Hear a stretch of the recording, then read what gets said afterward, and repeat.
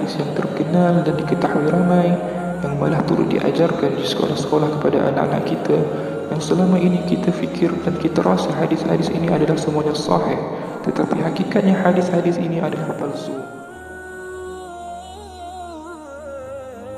Antara hadis palsu yang sangat terkenal dan sangat masyhur adalah tentang sebuah kisah di mana pada zaman Rasulullah SAW, baginda mempunyai seorang jiran wanita yang berbangsa Yahudi, dan diceritakan di dalam kisah ini bahawa setiap hari wanita itu akan membalik sampah di hadapan pintu rumah Nabi, dan kemudian datang pada suatu hari Nabi melihat tiada sampah di hadapan pintu rumahnya.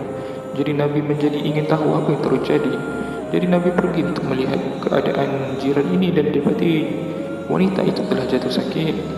Kemudian wanita itu bertanya kepada Nabi bagaimana. Nabi mengetahui bahawa dia telah jatuh sakit. Kemudian Nabi berkata kepada dia bahawa Nabi mengetahui keadaan jirannya telah jatuh sakit kerana Nabi melihat tiada sampah di hadapan pintu rumahnya hari ini. Dan dikatakan di dalam kisah ini wanita ini telah tersentuh dan memeluk Islam.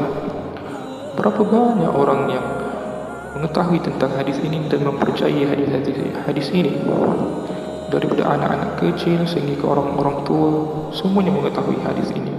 Tetapi hakikatnya hadis ini telah dikelaskan sebagai maudhu', yakni hadis palsu.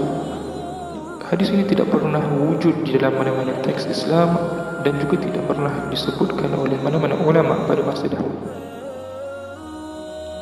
Satu lagi contoh hadis palsu yang masyhur dan terkenal dan diketahui ramai, yaitu sebuah hadis yang berbunyi seseorang yang mengenali dirinya telah mengenali Tuhan. Hakikatnya hadis ini berstatus maudhu', yaitu hadis palsu. As-Suyuti di dalam kitabnya pernah berkata hadis ini adalah hadis palsu. Kemudian Al-Albani juga mengatakan di dalam kitabnya mengatakan hadis ini tiada asasnya. Ibn Taymiyah juga pernah mengatakan hadis ini adalah hadis yang direka, hadis yang palsu.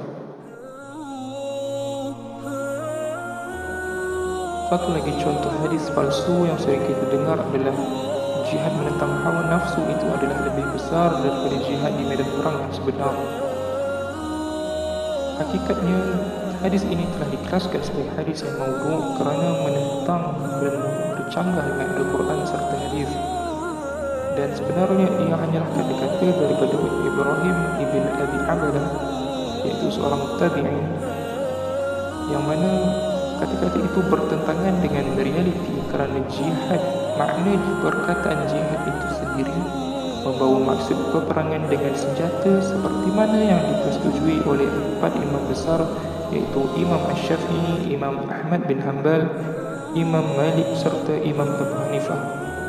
Kemudian Ibn Taymiyah juga pernah berkata bahawa hadis ini adalah hadis yang tiada sumber, tiada asasnya. Dan juga Ibn Taymiyah juga berkata jihad menentang orang-orang kafir itu adalah pekerjaan yang paling mulia serta perkara yang paling penting untuk dilakukan. Satu lagi contoh hadis palsu yang terkenal adalah hadis yang mengatakan bahawa dakwah ulama itu adalah lebih mulia daripada darah orang yang mati syahid.